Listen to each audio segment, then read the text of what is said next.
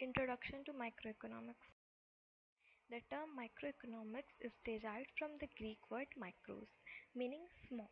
Thus, microeconomics deals with the analysis of small individual units of economy, such as various industries and markets. Microeconomics is basically the branch of economics that studies the behavior of individuals and firms in making decisions regarding the allocation of scarce resources and interactions among these individuals and firms. According to Professor K. E. Boulding, microeconomics is the study of particular firms, households, individual prices, wages, incomes, also individual industries and particular commodities.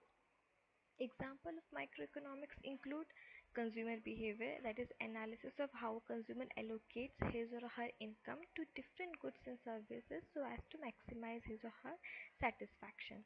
Next, profit maximization of firms, that is in this, the general rule is that the firm maximizes profit by producing that quantity of output where the marginal revenue equals marginal. Next, supply and demand for individual market. By supply, we mean that it is a fundamental economic concept that describes the total amount of a specific good or service that is available to consumers across a range of prices. Now, demand is an economic principle referring to a consumer's desire and willingness to pay a price for a specific good or service. Holding all the other factors constant, an increase in price of a good or service will decrease demand and vice versa. Supply refers to the amount of goods that are available. Demand refers to how many people want those goods. When supply of a product goes up, the price of a product goes down and demand for the product increases.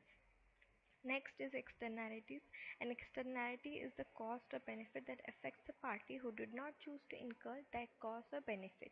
The benefit may be positive or negative. Example of negative externalities is that when a certain goods are consumed, such as demerit goods, negative effects can rise on the third party. That is, common example include cigarette smoking, which can create passive smoking, drinking excessive alcohol, which can spoil a night out for others, and noise. Next is labor economics.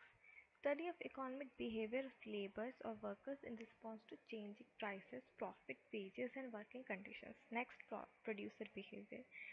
It analyzes how a producer exercises his choice on the use of different inputs and his selection of what to produce in order to maximize his profit. Theory of price. Studies how prices of goods are determined in the commodity market and how prices of factors of production are determined in factory.